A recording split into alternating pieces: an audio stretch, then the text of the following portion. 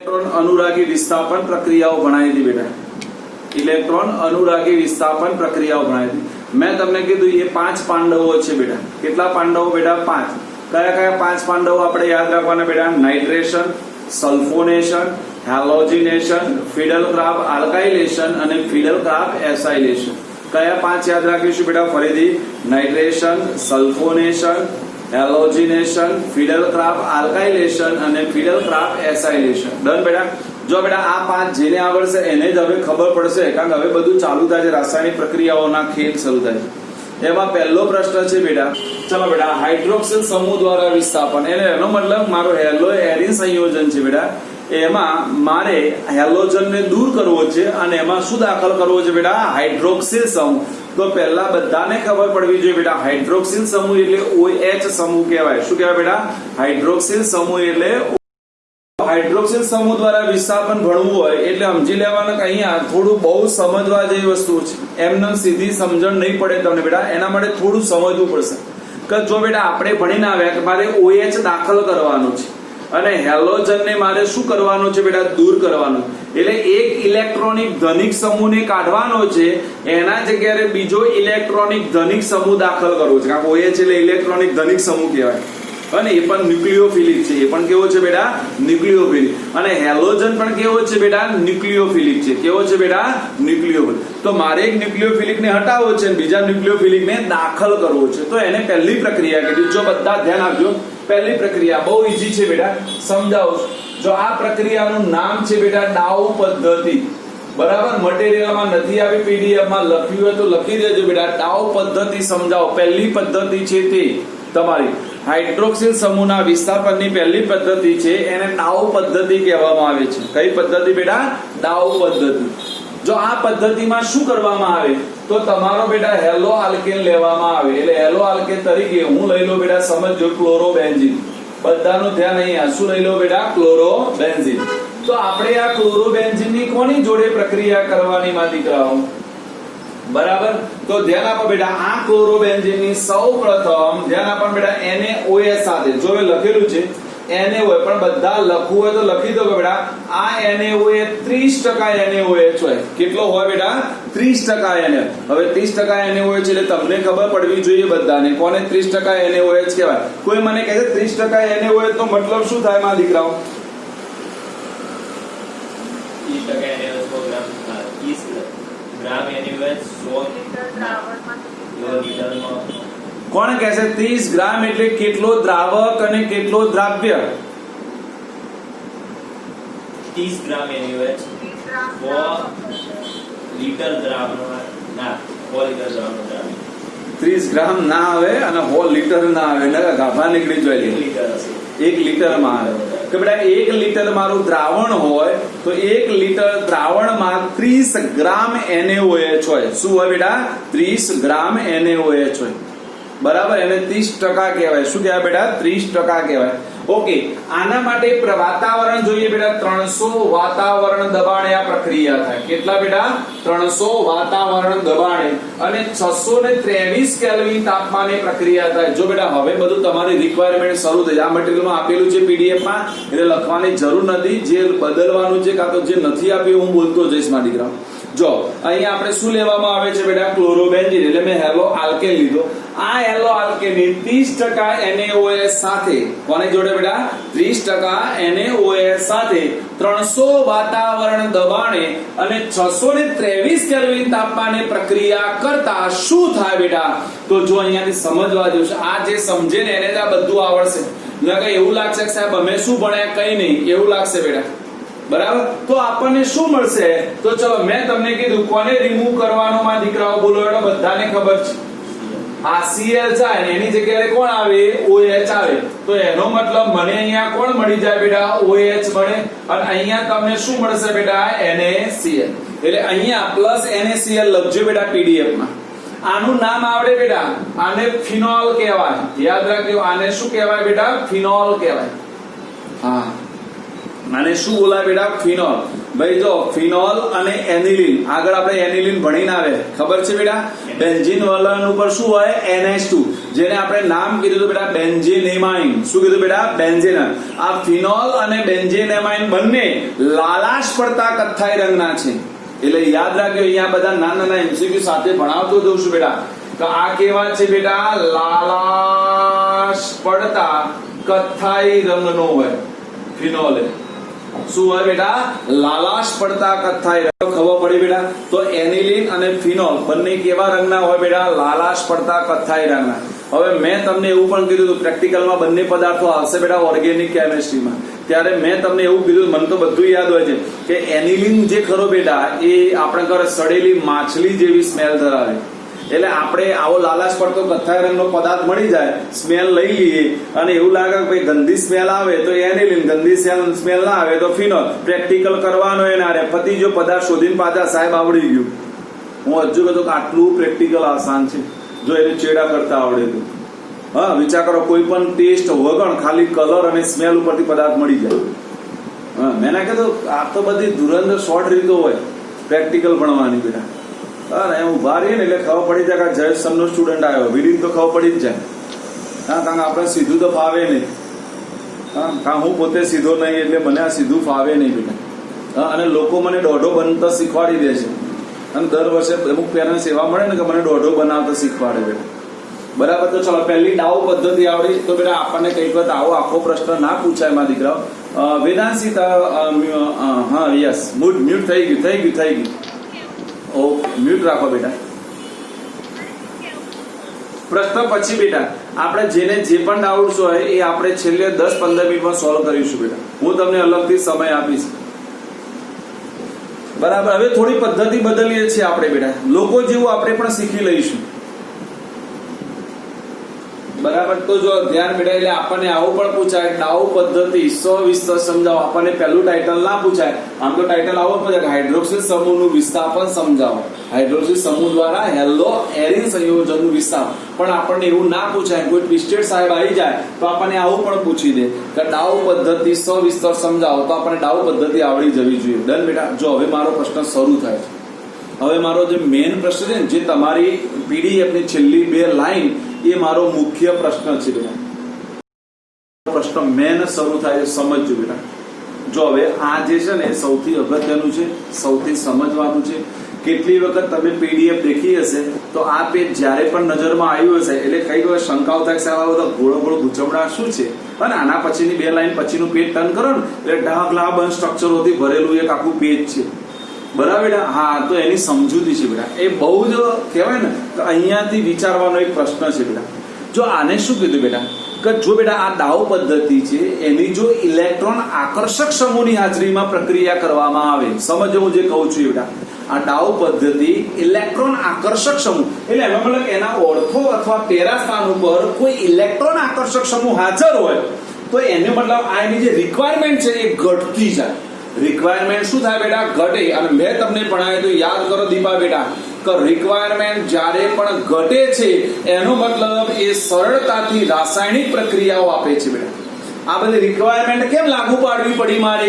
કેમ 300 વાતાવરણ દબાણ લેવું પડે, 623 કેલ્વિન લેવું પડે બેટા? કે એ સરળતાથી રાસાયણિક પ્રક્રિયા આપતો નહોતો, એટલે મારે એના પર પ્રેશર લગાવવું પડ્યું, મારે એને ટેમ્પરેચર માટે મજબૂર કરવો પડ્યો. ભાઈ આટલું ટેમ્પરેચર ને આટલું દબાણ આપું છું પછી પ્રક્રિયા કરવા માટે તૈયાર થયો. તો એનો મતલબ સરળતાથી રાસાયણિક પ્રક્રિયા આપતો નહોતો મારા દીકરાઓ.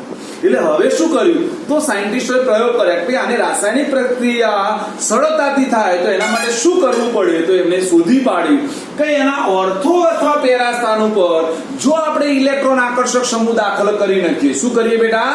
ઓર્થો અને પેરા. એટલે આમાંથી કેટલાકને પ્રશ્ન થશે અને થવો જ જોઈએ, સાહેબ મેટા સ્થાનને કેમ બાકી રાખ્યું? કારણ કે આપણને ખબર બેન્ઝીનના 3 સ્થાનો કયા બેટા? ઓર્થો, મેટા અને પેરા. એ આપણો નેક્સ્ટ પ્રશ્ન છે. એ નેક્સ્ટ પ્રશ્નમાં એની ચર્ચા કરું છું. અને નેક્સ્ટ પ્રશ્નના જવાબ માટે મેં તમને 3 મોટા ચકેડા વાળા સંસ્પંદન સૂત્રો આપેલા છે. 3 આપેલા છે. એક ઓર્થો સ્થાન ઉપરનું છે, એક મેટા સ્થાન ઉપરનું છે અને એક પેરા સ્થાન ઉપરનું છે. એ પછી એની ચર્ચા કરું છું. પહેલા આપણે આ પ્રશ્નમાં આવી જાવ બેટા. તો અહીંયા એને શું કીધું કે જો ઇલેક્ટ્રોન આકર્ષક સમૂહ ઓર્થો અને પેરા સ્થાન ઉપર દાખલ કરવામાં આવે તો આ પ્રક્રિયા સરળતાથી કરી શકાય છે. એનો મતલબ ઇલેક્ટ્રોન આકર્ષક સમૂહનું કાર્ય શું માં દીકરાઓ? આપણે એનું નામ બોલીએ ને એટલે ખબર પડી જાય કે એ ઇલેક્ટ્રોનને પોતાની તરફ શું કરે બેટા? આકર્ષે. નામ શું છે?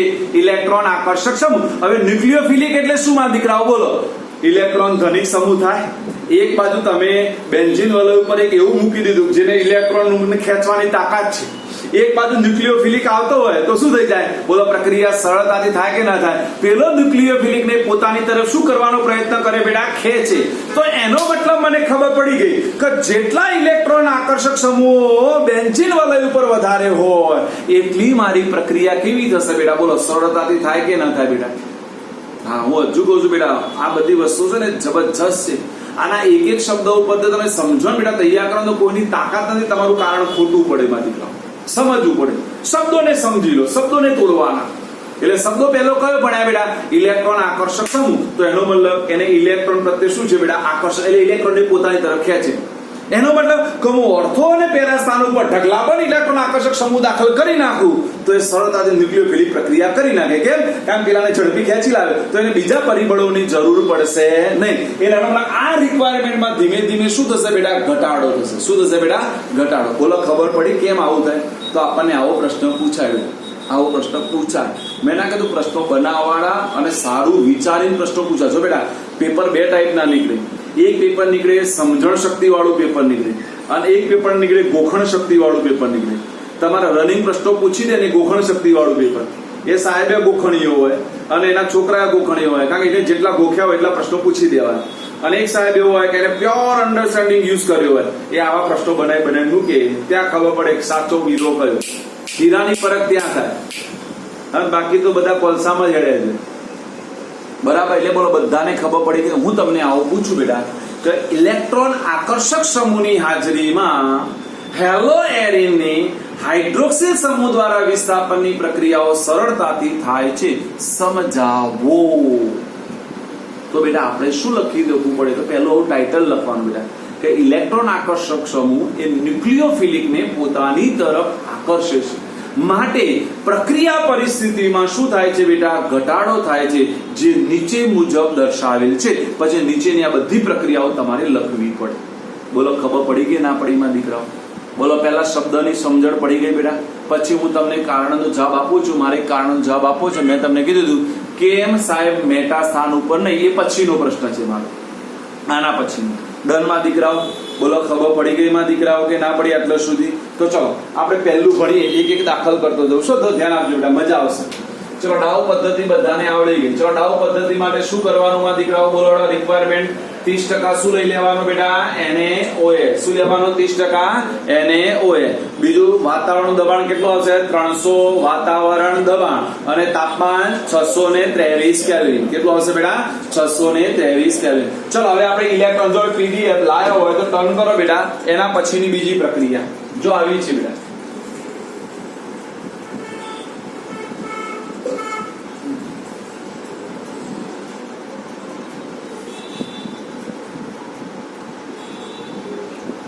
ચલો, Cl. જો હવે હું પહેલો ઇલેક્ટ્રોન આકર્ષક સમૂહ લઉં છું એના પેરા સ્થાન ઉપર. દેખજો બેટા, ક્યાં લઉં છું બેટા? પેરા સ્થાન ઉપર લીધો બેટા. જો બીજી પ્રક્રિયા, બીજી અને ત્રીજી હું સાથે લઉં છું એટલે બધાને ખબર પડે. પછી ચોથી અલગ છે બેટા. બીજી હું લઈ લઉં છું હેલો આલ્કેન જ લઈ લઉં છું બેટા, એટલે ક્લોરોબેન્ઝીન જ લઉં છું. પણ એમાં હું લઈ લઉં છું બેટા એના ઓર્થો સ્થાન ઉપર લઈ લઉં છું. કયા સ્થાન ઉપર બેટા? ઓર્થો અને પેરા બંને ઉપર લઈ લો. જો ધ્યાન આપજો. જો અહીંયા આપણે એક જ લીધો છે. દેખાય છે બધાને બેટા? પહેલો દેખાય છે? હવે એવું નથી બેટા ઓર્થો સ્થાન ઉપર લેજો, પેરા સ્થાન ઉપર લો, કોઈ ફેર નહીં પડે. બરાબર? એટલા માટે જો પેજ ટર્ન કરીને પેલા ઉપર દેખશો તો તમારું એકલું આપેલું છે મેં એક પ્રક્રિયા. બરાબર? ડન. એ તો સાદી આપેલી છે. આ બાદ દેખો બેટા, જો હવે પેરા સ્થાન ઉપર લઈ લો અને પ્રક્રિયા કરું તો ચલો આપણે એને જો બધામાં બેટા આ કમ્પલસરી છે હો બેટા. આ 30% NaOH માં કોઈ ફેરફાર નહીં કરવાનો. કોઈ પણ પ્રક્રિયા કરો તો NaOH તમારો 30% જ વપરાય માં દીકરાઓ. એટલે એમાં કોઈ ફેરફાર નહીં કરી. જો હવે ધ્યાન આપજો કે અહીંયા પેરા સ્થાન ઉપર એક તમારો ઇલેક્ટ્રોન આકર્ષક સમૂહ છે અહીંયા એક આપણે ઓર્થો સ્થાન ઉપર લીધો ને કયા સ્થાન ઉપર લીધો બેટા? પેરા સ્થાન ઉપર. એટલે ઇલેક્ટ્રોન આકર્ષક સમૂહ કેટલા થઈ ગયા બેટા? બે લીધા. ઓકે, અહીંયા કેટલો લીધો બેટા? સિંગલ. અહીંયા કેવો લીધો બેટા? ડબલ. હવે રિક્વાયરમેન્ટ દેખો બધા એટલે ખબર પડે. જો આમાં રિક્વાયરમેન્ટમાં તમને કીધું હશે બેટા, જો પેલું દબાણ તો હટી ગયું, સીધું તાપમાન રહી ગયું 443 કેલ્વિન તાપમાન. જો દબાણ તો બિલકુલ જતું જ રહ્યું, એટલે દબાણની જરૂર જ ના પડે. તો એનો મતલબ હું અહીંયાથી દૂર કરી દઉં બેટા, -NaCl દૂર કરી દઉં તો મને મળી જાય માં દીકરાઓ, શું મળી જશે બેટા? બોલો, ફિનોલ પ્રાપ્ત થાય કે ન થાય? ઓકે, નામ પછી દેખવાના છે બધા. ડન. જો હવે દેખો, ઓર્થો અને પેરા બંને સ્થાન ઉપર હાજર હોય તો હવે તાપમાન દેખો એના કરતા ઘટી જશે. કેટલું છે? 368 કેલ્વિન. ડન. તો અહીંયા દેખો NaCl આ તો લખી દો બેટા. અહીંયા એના બે સ્થાન ઉપર તો નાઇટ્રો સમૂહ હાજર બતાવી દેવાનો માં દીકરાઓ, અને ઉપર શું આવી જશે બેટા? OH આવી જશે. તો તમે દેખ્યું બેટા કે જો બેટા આગળ પહેલો પ્રક્રિયા કરી એમાં એક પણ NO2 નહોતો, તો મારે શું થતું હતું બેટા કે અહીંયા 300 વાતાવરણ દબાણ હતું અને 623 કેલ્વિન તાપમાન હતું. જો એક NO2 દાખલ થયો તો વાતાવરણ તો હટી ગયું, દબાણ તો જરૂર જ ના પડી. ટેમ્પરેચર કેટલું આવી ગયું? સીધું 443 કેલ્વિન. બે NO2 થયા તો 443 માંથી ધડાકો થઈ ગયો. કેટલું આવી ગયું બેટા? 368 કેલ્વિન. દેખાય છે? એનો મતલબ પ્રક્રિયાઓ સરળતાથી થાય છે. શું થાય છે? પ્રક્રિયાઓ સરળતાથી. કેમ? આ ઇલેક્ટ્રોન આકર્ષક સમૂહ આ ન્યુક્લિયોફિલિકને પોતાની તરફ શું કરશે બેટા? આકર્ષે છે. અને આકર્ષણ માટે પ્રક્રિયાઓ સરળ થાય. જો ત્રીજામાં દેખો કે આપણે ત્રીજામાં લઈ લઈએ, આ ઓર્થોએ લઈ લઈએ, આ પેરાએ લઈ લઈએ, ઓર્થોએ ભરી દઈએ. જો ભણાવતો નથી, દેખી લો બધા આપેલું છે, એને ખાલી ગરમ કરવાની જરૂર પડે, કશું એ કરવાની જરૂર નથી. એમાં NaOH ની એ જરૂર ના પડે, ખાલી પાણી સાથે પ્રક્રિયા કરો ને તો એ OH લઈ લે, ખાલી પાણી સાથે. બોલો, એટલે એનો મતલબ કે આકર્ષક સમૂહ વધી ગયા તો વિચાર કર પ્રક્રિયા કેટલી સરળ બની ગઈ. તો ચલો આપણને આવો પ્રશ્ન પૂછાય માં દીકરાઓ, બધા ધ્યાન આપજો. પછી મારે IUPAC નામ ભણવા છે. જો પ્રશ્ન શું છે બેટા? આવ્યો કે હેલો એરિન સંયોજનનું હાઇડ્રોક્સિલ સમૂહ દ્વારા વિસ્થાપન જ્યારે ઇલેક્ટ્રોન આકર્ષક સમૂહની હાજરીમાં કરવામાં આવે છે ત્યારે સરળ બને છે. સમજાવો. લખી દો. આ પ્રશ્ન લખવો હોય તો માં દીકરાઓ, એટલે આપણને ખબર પડે. હેલો એરિન સંયોજનમાં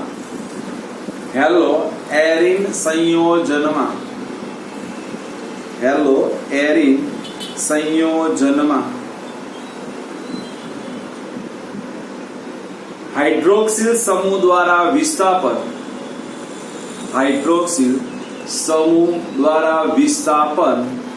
ઇલેક્ટ્રોન આકર્ષક સમૂહની હાજરીમાં સરળ બને છે. હાઇડ્રોક્સિલ સમૂહ દ્વારા વિસ્થાપન ઇલેક્ટ્રોન આકર્ષક સમૂહની હાજરીમાં સરળ બને છે. સમજાવો. એ મારી પ્રક્રિયા સરળ બનતી છે. જો એક પણ ઇલેક્ટ્રોન આકર્ષક સમૂહ હાજર નહોતો ત્યારે આ જ પ્રક્રિયા હતી બેટા, ડાઉ પદ્ધતિ વાળી. એ કેટલી અઘરી લાગી આપણને તો બેટા આપણે 300 વાતાવરણ દબાણ લગાવવું પડ્યું, 623 કેલ્વિન જેટલું તાપમાનની જરૂર પડી, પણ એક ઇલેક્ટ્રોન આકર્ષક સમૂહ દાખલ કરી નાખ્યો આપણે NO2 બેટા. તો આ પ્રક્રિયા તમે તે સીધી એક તો દબાણ હટી ગયું અને તાપમાન ક્યાંથી આવી ગયું બેટા? 443 કેલ્વિન આવી ગયું.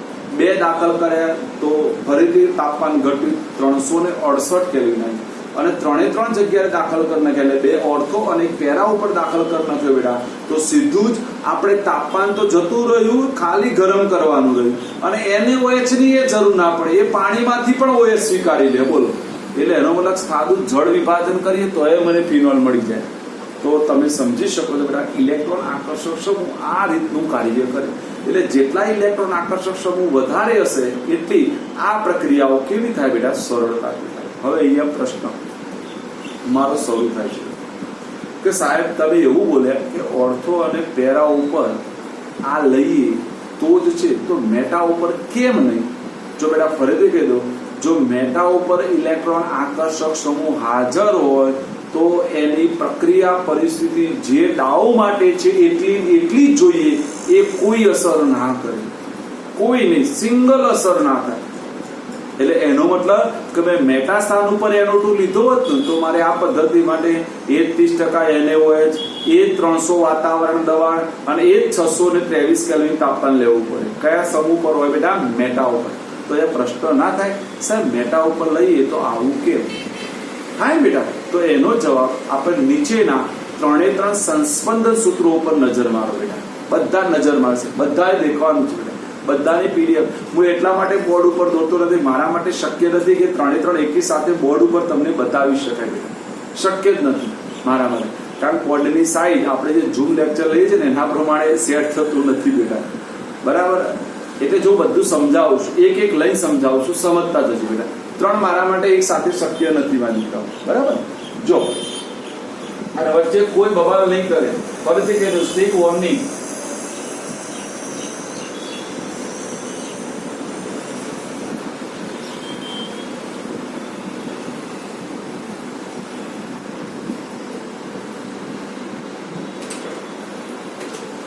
જો બેટા પહેલો લઈએ આપણે, સમજજો.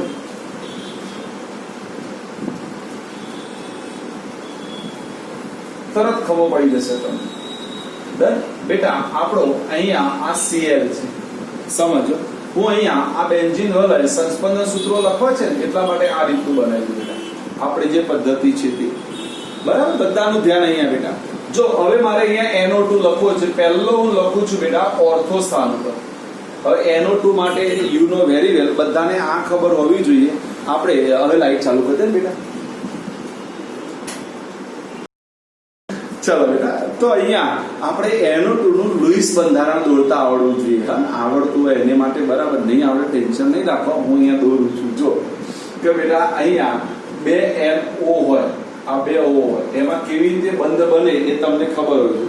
જો 2 બંધ તો આની જોડે બની જાય અને એક સિંગલ બોન્ડ આ બનાવે NO2 માં, તો આપણને ખબર હોય આની પાસે 2 અબંધકારક ઇલેક્ટ્રોન યુગ્મ હોય, આની પાસે આ 6 એમ ના હોય, એટલે આના ઉપર આંશિક શું આવે બેટા? ઋણ વીજભાર આવે. આ જો આવડતું હોય તો. અને આના ઉપર જો આ 1 બંધ બન્યો, 2 બંધ બન્યા, 2 ને 2 4 થયા, એટલે n ઉપર આંશિક શું આવશે બેટા? ધન વીજભાર. આ પહેલા ડ્રો કરતા આવડવું જોઈએ. આ ક્યાંથી આવ્યું ખબર પડી બધાને બેટા? જો હું આ સ્ટ્રક્ચર થોડું મોટું દોરું, કારણ કેટલા લોકો હવે બગાસા શરૂ કર્યા છે. મેં કીધું 12 સાયન્સમાં ભણવા બેઠા હોય જોશથી બગાસો કહીએ ને એટલે શરમ જેવું મને આવે. મને ખરે મારા ઉપર શરમ આવે. સારું આપણે આટલું બોરિંગ ભણાવતા હશું.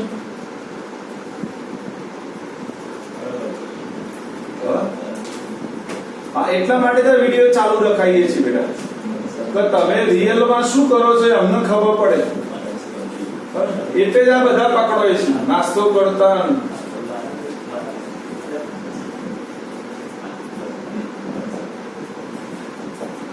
જો આ મોટું દોર્યું બધાને ખબર પડે એ રીતે દેખાય છે બધાને બેટા. જો આમાં કેમ આવા પ્લસ વીજભાર અને માઇનસ વીજભાર આવે એ બધાને સમજાવી દઉં મારી દીકરા.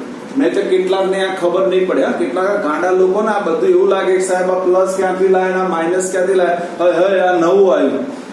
નવું કઈ નથી, આ બધું જૂનું છે બેટા. જો બેટા પહેલા આ ઓક્સિજન પાસે આવી જઈએ તો આપણે ખબર ઓક્સિજનની બાહ્યતમ કક્ષામાં 6 ઇલેક્ટ્રોન હોય બેટા.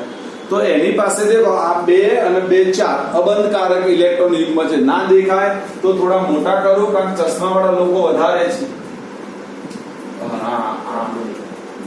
ઓમ દેખાયા બેટા? હા, ઓમ દેખાતા નતા કે સાહેબ આવું તો 2 અને 2 4 આર્યા બેટા. અને આ દ્વિબંધ હોય, એ દ્વિબંધ સાથે બીજા એના 2 પાર્ટનરશિપ કરે કે ના કરે બેટા? તો એના 6 એ 6 આવી ગયા. હવે 6 એ 6 આવી ગયા તો શું થયું? એનો મતલબ બેટા બોલો કે આના ઉપર કોઈ ચાર્જ હોય નહીં. ડરમાં દીકરાઓ પડી ખબર કે ના પડી?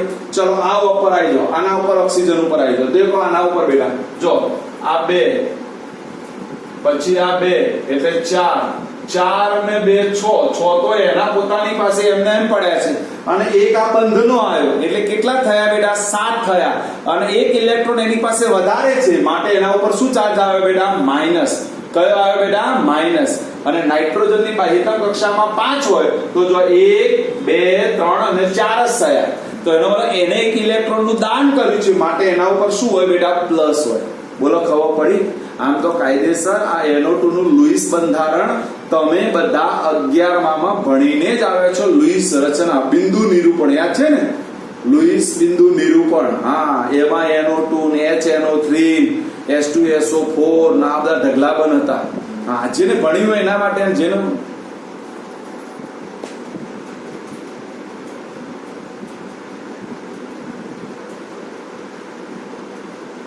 હા બધા ડબલ નહીં બેટા, ટ્રિપલ નો ફોર્થ બધા બંધ બનાવે બેટા. હો બેટા બધા બંધ બનાવે, એટલે જેટલા બંધ બનાવે ને એટલા બંધ બનાવે બેટા. હો બનાવી દે ને બેટા, બનાવે ધન અને ઋણ જોડે જાય, ડબલ બોન્ડ બનાવે. અહીંયા ડબલ તારો લખી દેવાનું બેટા. હો ને ચાલો બેટા જો ધ્યાન આપો. આવું ને આવું તમે દોરશો બેટા તો અહીંયા પેરા ઉપર પણ એવું ને એવું દોરાય, કોઈ ફરક ના આવે. અને એવું ને એવું મેટા ઉપર દોરાય. જો ફરીથી મારે જે સમજાવવાનું છે, હું એક જ સ્ટ્રક્ચરમાં આમાં ને આમાં બધું સમજાવું છું. આ અહીંયાથી વિચારજો તો જ આવડશે. અને એના માટે એને હેલો એરી સંયોજનનું પહેલું સંસ્પંદન અસર આવડવી જોઈએ. સાપંદર સાહેબ બધું ભણાય ને આગળનું બધું યાદ હોય ને એને જ ખબર પડે. જો બોલો સ્ટીવન અહીંયા ભણે છે અને વાતો બીજા જોડે કરે છે. હા મને અહીંયા બધા દેખાઈ જોઈએ. આ વિડીયો ચાલુ હોય અને મારું નસીબ એટલું જોરદાર હોય સારું કે તમે નખરો કરો ને જ મારી નજર પડે. આપણું નસીબ એટલું જોરદાર સારું છે. બરાબર. તો જો બેટા હવે આપણે સંસ્પંદન સૂત્રો ભણ્યા હતા, તો પહેલું સંસ્પંદન સૂત્ર લઉં છું, ધ્યાન આપજો બધા. તો એમાં શું કરતા હતા કે બેટા હેલોજનનો, હા આપણે એને જુદા પેનથી બતાવીએ ને તો પાછા કેટલાક નું સાહેબ આર્યો અહીંયા જઈને આના સાથે જોડે જઈને આવું ના થાય, એટલે એવું એ થાય બેટા. બરાબર. હા જો આપણે આ ક્લોરીન ના બતાવીએ બેટા. તો જો આરે આ બે સંસ્પંદન ઇલેક્ટ્રોન આપણે બધા કરો સંસ્પંદન અસર અહીંયાથી આપણે હટાવતા હતા, યાદ હોય તો. આ બધું યાદ હોવું જોઈએ. અને એના માટે એના સંસ્પંદન સૂત્રો પણ ભણ્યા હતા કે જેવો ત્યાંથી ઇલેક્ટ્રોન ઉઠે એટલે આનો આ દ્વિબંધ ચાલે, યાદ આવે તો. અહીંયા આ તમારું અબંધકારક ઇલેક્ટ્રોન અહીંયાથી ખસે અને ખસે તો મેં તમને કીધું હતું અહીંયા શું આવી જાય બેટા, ડબલ બોન્ડ આવી જાય. શું આવી જાય? Double bond. અને ત્યારે પણ આપણે શીખવાડ્યું કે અહીંયા ચાર્જ કયો આવે બેટા? માઇનસ. જ્યારે આના ઉપર કયો રહે બેટા? પ્લસ. કેમ? તો આપણે એ વખત સમજાયું કે દેખો આના ટોટલ ઇલેક્ટ્રોન કેટલા થાય? 2 4 અને 2 6. એને એક ઇલેક્ટ્રોન નું શું કર્યું બેટા? દાન. એટલે એક ઇલેક્ટ્રોન ઓછો છે માટે પ્લસ આવી ગયો, અહીંયા શું આવી ગયો? માઇનસ. હા પેલી ભાઈમાં જો સાહેબ અહીંયા દ્વિબંધ ના બને, આ બની જાય બેટા. આ પ્લસ માઇનસ જોડે તો અહીંયા દ્વિબંધ બનાવી દેવાનું. હા આ બધા એટલે દ્વિબંધ બનવા માટે કમસે કમ એના 2 ઇલેક્ટ્રોન જોઈએ. એક ઇલેક્ટ્રોન ની આપલે કરે ને તો કદી બંધ ના બને. આવું કયા સાહેબે શીખવાડ્યું?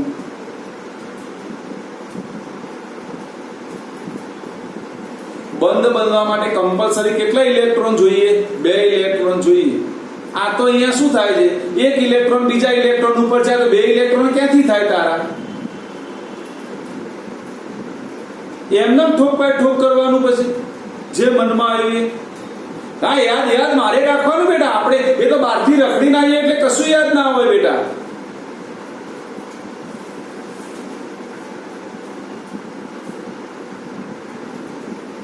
ચાલો ડન બેટા. જો એક કયા સ્થાન ઉપર આવશે? ઓર્થો.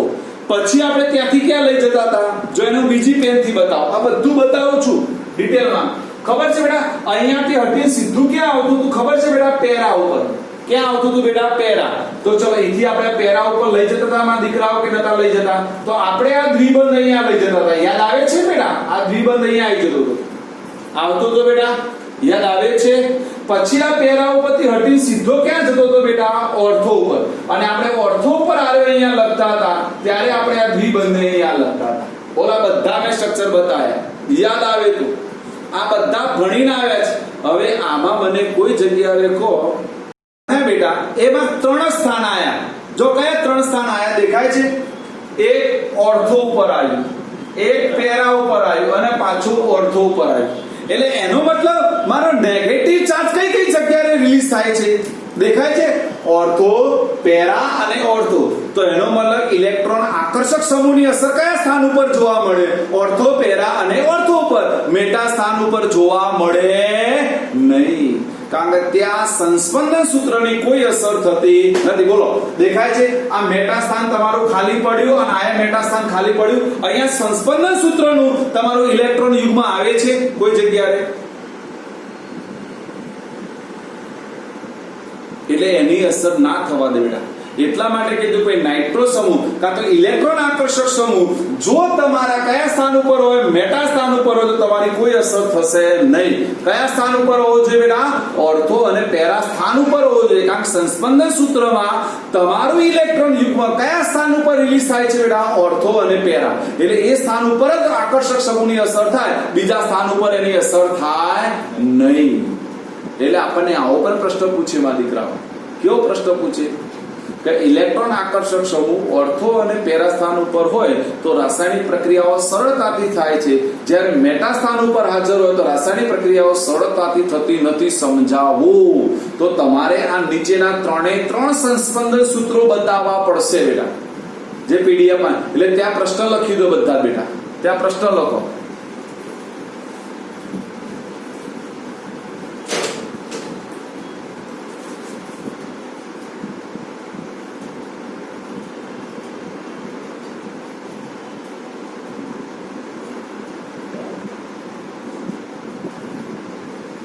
લખો બેટા, ઇલેક્ટ્રોન આકર્ષક સમૂહ, ઇલેક્ટ્રોન આકર્ષક સમૂહ ઓર્થો અને પેરા સ્થાન ઉપર હાજર હોય. લખ ભાઈ માં રોડે વગર. ઇલેક્ટ્રોન આકર્ષક સમૂહ ઓર્થો અને પેરા સ્થાન ઉપર હાજર હોય ત્યારે હેલો એરિન સંયોજનની રાસાયણિક પ્રક્રિયાઓ સરળતાથી થાય છે. હેલો એરિન સંયોજનની રાસાયણિક પ્રક્રિયાઓ સરળતાથી થાય છે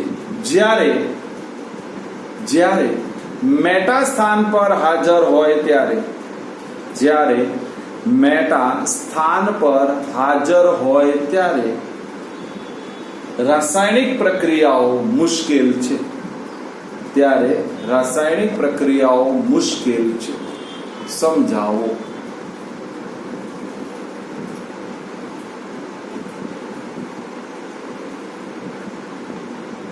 તો જો બેટા આમાં લખવાનું શું છે તમને સમજાવી દઉં કે બેટા આપણે જે સંસ્પંદન સૂત્રોના 3 સૂત્રો આપે છે એના ઉપર મેં એક પેરેગ્રાફ લખ્યો છે 3 કે 4 લાઈનનો. એ પેરેગ્રાફ અને એના પછી આ બધું ડિટેલમાં લખેલું છે બેટા. મળે 3 કે 4 લાઈનનો પેરેગ્રાફ છે. એ 3 કે 4 લાઈનનો પેરેગ્રાફ અને એના પછી 3 સંસ્પંદન સૂત્રો તમારે દર્શાવવાના છે બેટા.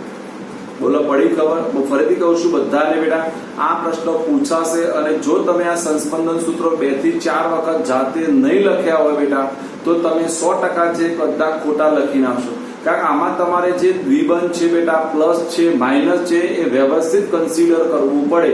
એના યોગ્ય સ્થાન ઉપર તમારે બતાવવું પડે, નહીં તો શું થાય બેટા? અર્થનો અનર્થ થઈ જાય. બરાબર? કે જેને તમે ન્યુક્લિયોફિલિક બતાવવા જાવ છો એ ઇલેક્ટ્રોફિલિક બની જાય અને જેને ઇલેક્ટ્રોફિલિક બતાવવાનો છે એ તમારો ન્યુક્લિયોફિલિક બની જાય બેટા. બોલો ખબર પડી કે ના પડી બેટા? ડન. હા. લમડે હાથ ના દો બેટા, સીધા ભણવા બેસો. એમ લમડે હાથ દઈને ના ભણાય. હા, સીધા બેસવું પડે. મહિમા આ તો વારી પડી ગઈ છે તારી. અને એકલા શેરડીનો જ્યુસ પીવાનો બેટા, હા, મારા માટે તો શાનો હતો મારા દીકરા? હા, મોસમ ભાઈ જો બધાને કહું છું વિટામિન સી અત્યારે રોજ ખાવું જોઈએ. વિટામિન સી, ઝીંક, આ બંને વસ્તુ છે મારા શરીરને રોજ આપવી પડે. કારણ કે એવું કે રોગની પ્રતિકારક શક્તિ આવે છે. અને તમને માર્કેટમાં આની ટેબ્લેટ્સ પણ આવે છે, રોજ 1 લેવાની હોય છે. બરાબર? હા, રોજ 1 લેવાની ટેબ્લેટ્સ આવે છે બેટા અને બહુ સારી છે. બરાબર? કોઈને જોઈ મારા ઘરે પડી છે. બરાબર? ઇવન સ્કૂલ વાળા રોજ આપે છે દરેક શિક્ષકને 1 ટેબ્લેટ. એટલે શિક્ષકો સારા રહે તો જ એમનો ધંધો ચાલે ને બેટા, એટલા માટે. ચલો ડન. આવડી ગયું મારા દીકરા? બોલો ખબર પડી? જો હવે આપણે ગઈ વખત જે ભણ્યા હતા એને આગળ ધપાવવું છે. ઇલેક્ટ્રોન હેલો આલ્કેન સંયોજનની ઇલેક્ટ્રોન અનુરાગી વિસ્થાપન પ્રક્રિયાઓ સવિસ્તર સમજાવો. આપણને આવો પ્રશ્ન પૂછાય ત્યારે કોઈએ કોઈ પણ પ્રકારનું લખાણ કરવાનું નથી બેટા. આપણે આખો ચાર્ટ દોરી દેવાનો. બરાબર, જે હું દોરી અને તમને સમજાવું છું. ડન માં દીકરાઓ? કઈ પ્રશ્ન છે બેટા? બોલો. હેલો એરિન સંયોજનની ઇલેક્ટ્રોન અનુરાગી વિસ્થાપન પ્રક્રિયાઓ સવિસ્તર સમજાવો. શું પ્રશ્ન છે બેટા? હેલો એરિન સંયોજનની ઇલેક્ટ્રોન અનુરાગી વિસ્થાપન પ્રક્રિયાઓ સવિસ્તર સમજાવો. આપણે સમજાવીએ છીએ. જો ધ્યાન આપો, બધાને આવડી જાય. જો ગઈ વખતની બધી વસ્તુઓ યાદ હશે તો આપણા માટે આનાથી સરળ કોઈ પ્રશ્ન નહીં લાગે. બરાબર? હા, 100% છે બેટા. જો આપણે અહીંયા લેવાના છે, જો બધા ધ્યાન આપજો બેટા, ક્લોરોબેન્ઝીન લેવાનું. શું લેવાનું માં દીકરાઓ? બોલો. ક્લોરોબેન્ઝીન નામ આવડે ને? ક્લોરોબેન્ઝીન. ડન? હા, ડન. ઓકે. ચલો બેટા, નાઇટ્રેશન. તો નાઇટ્રેશન માં ચલો આપણે શીખવાડી તું માં દીકરાઓ. ચલો અહીંયા શું લખી દેવાનું? બોલો ફટાફટ બેટા. સાંદ્ર H2SO4 plus HNO3. યાદ આવ્યું કે ના આવ્યું બેટા? જો બહુ સરળ છે, એકદમ ઈઝી પ્રશ્ન છે બેટા. જો તમારો અહીંયા હેલોજન છે એ ઓર્થો પેરા નિર્દેશક હોય. કયો હોય બેટા? ઓર્થો. એટલે તમને બે પ્રોડક્ટ મળે. કેટલી પ્રોડક્ટ મળે બેટા? બે. એક પ્રોડક્ટ ઓર્થો વાળી મળે અને બીજી પ્રોડક્ટ કઈ મળે બેટા? પેરા વાળી. એટલે અહીંયા Cl લઈ લેવાનું અને અહીંયા NO2 એકમાં ઓર્થો ઉપર લખવાનો અને બીજામાં કોના ઉપર લખવાનો માં દીકરાઓ? બોલો પેરા ઉપર. બોલો આવડે કે ના આવડે? બોલો કેટલું સરળ છે કે નથી બેટા? ડન? બોલો આવડે? તો ફરીથી નાઇટ્રેશન માં અહીંયા શું આવશે બેટા? સાંદ્ર H2SO. જો મેં ફરીથી એ વસ્તુ જે શીખવાડું છું ને એ બધી અગત્યની વસ્તુ છે. હું એડવાન્સમાં જે વસ્તુ શીખવાડું એટલા માટે બેટા, મને ખબર છે કે 11 માં આ બધી વસ્તુઓ ભણાય છે. મારે અહીંયા ભણાવવાની ના જ હોય, પણ હું એટલા માટે ભણાવું. મને ખબર કેટલીક બબૂચકો છે ને કશું તૈયાર કર્યા વગર બોગાની જેમ બેહી જશે અહીંયા. હા, ધોયા મોડા જેવા આવી જશે. એટલે આપણે હું પહેલા એનું બધું શીખવાડવું પડે.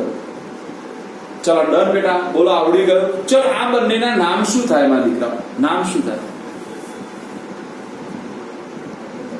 હા,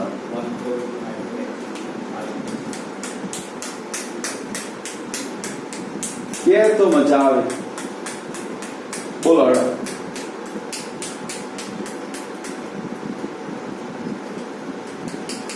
ઓકે, હવે હું પ્રશ્ન પૂછું, બધાને પ્રશ્ન પૂછું કે બેટા હેલો અને નાઇટ્રો બંને પૂર્વક.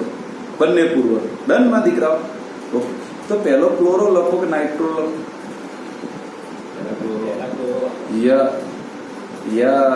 યસ. હા,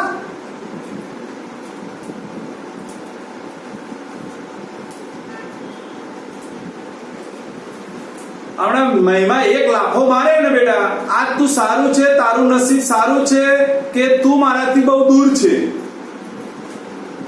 મેં પહેલા કીધું છે જેને ચેનમાં લેવાનો હોય એનો નંબર નાનો થવો જોઈએ. આપણે વારંવાર કીધેલું છે બેટા. અને જે શાખા તરીકે આવે અને પહેલી તો ચેન બને ને બેટા. પહેલી શું બને બેટા? બોલો. પહેલો ક્રિયાશીલ સમૂહનો નાનો નંબર લેવો પડે કે ના લેવો પડે બેટા? આપણે કદી શાખા નાનો નંબર લઈને ગણતા હતા કે પહેલા ચેન ગણતા હતા?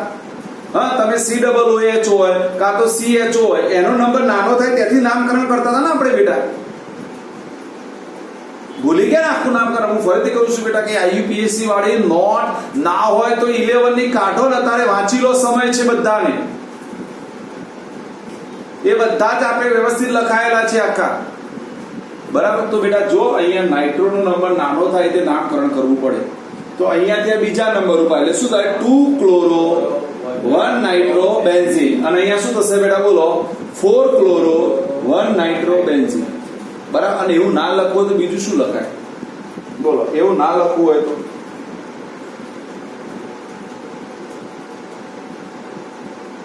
સન એક કે ખબર ના પડે. હા, બધા જો બેટા આનું પહેલું નામ થાય 2 ક્લોરો 1 નાઇટ્રો બેન્ઝીન. આનું નામ થાય બેટા 4 ક્લોરો 1 નાઇટ્રો બેન્ઝીન. એટલે 2 ના લખવું હોય તો મેં ના કહ્યું 2 સ્થાનને કયું સ્થાન કહેવાય? ઓર્થો કહેવાય. હા, તો ઓર્થો ક્લોરો નાઇટ્રો બેન્ઝીન 1 લખવાની જરૂર નથી. અને અહીંયા બેટા પેરા ક્લોરો નાઇટ્રો બેન્ઝીન કામ થઈ જાય પછી 1 નંબર ઉપર. પણ આ બંને નામ કયા નામ કહેવાય બેટા? સામાન્ય નામ કહેવાય. કયા નામ કહેવાય બેટા? સામાન્ય નામ. અને આ નામ થાય બેટા IUPAC નામ થાય. કયા થાય બેટા? IUPAC. ડન. ઓકે, આટલા સુધી રાખીએ. આ ભેગો આખો પ્રશ્ન પછી ભણાવીશું બેટા કાલે.